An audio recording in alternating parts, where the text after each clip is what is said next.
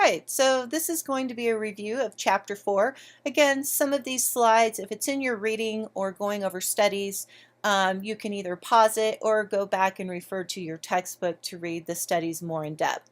All right, crime prevention through environmental design. You're going to have a portion under this week where we go through CPTED.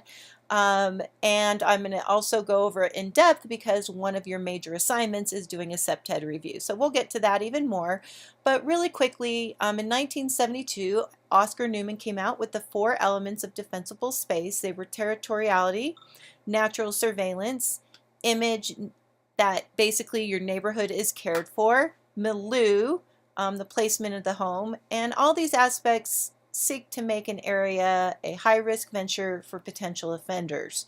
So CPTED looks at access control, activity support, territoriality or target hardening, and maintenance as well. All right, there are some conflicts in some of the CPTED elements because they basically say that if you do all these things, if you put up surveillance, territoriality, access control, that you end up creating a fortress. And what that does is it makes you not so much as a community, and you don't engage in function, and you reduce activity support. So even though CPTED does have elements that work very good, you have to be careful that it doesn't create, again, this fortress. All right, the impact of physical design, think of high-rise buildings and windows, is there's 3 types of effect. So you can pause them here to look at them. And there's a figure in Chapter 4 that goes over these types of effects and how they affect not only the physical environment, but crime and the intervening constructs.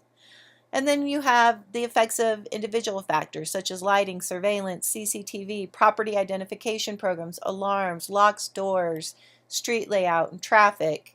So let's start with lighting. Lighting does have a deterrence potential. It's effective in decreasing crime.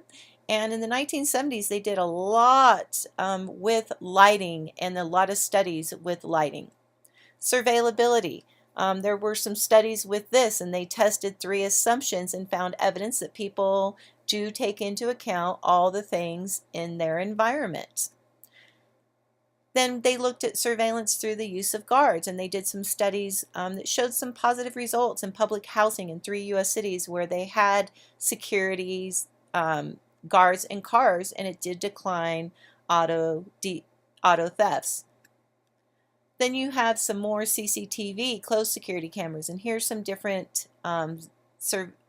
studies that were done. Overall, it did have minimal impact on crime, but it does hold a lot of promise, especially today when it's affordable. It used to be you had to pay thousands of dollars to have a wired system put into your business or your home. Nowadays, you can buy one wireless camera for $50, and so it's very much affordable than it used to be. Property identification program. So really quickly, if you've been in any of my classes, I always talk about taking that wonderful technology you have in a smartphone, taking 5 minutes, if that, and recording all your valuables, jewelry, any valuable jewelry or something that means something to you, anything that you have that has a serial number, a bicycle, TVs, any type of technology such as a camera or computers or tablets. Because all of this stuff, if it is stolen, if it does get stolen, eventually will be found. But how do we know that this Samsung TV or this watch belongs to you? You have to have identifying characteristics of it, albeit a picture or a serial number. So please make sure you do that. All right. They did some identification programs, and they found that it was difficult for suspects to dispose of marked items.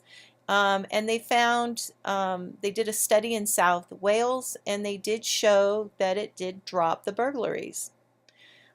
Alarms. Alarms are great. Unfortunately, what ends up happening is if you have alarms and you have a lot of false alarms, meaning it goes off a lot, people tend to zone it out and not hear it if they know that, oh, that person has a lot of false alarms. A lot of police departments don't respond to burglary alarms because they were false alarms and it was wasting resources. So they do work as long as they're used properly. Locking doors. There were a lot of burglaries that were happening in cars. Suspects were going around stealing stuff out of cars.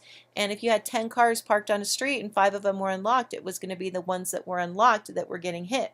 Didn't mean that the ones that weren't locked might not get hit. It just meant that the suspect has to work harder to get into them.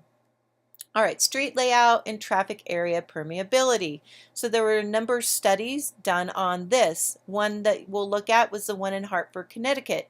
It did show that, hey, one-way streets, narrowing street openings, landscaping, citizen involvement did decrease crime, but they did a follow-up, and 3 years later, the crime had come back. So there are hopes with some of these crime prevention programs, but they have to always be changing and altering to what the criminal is doing.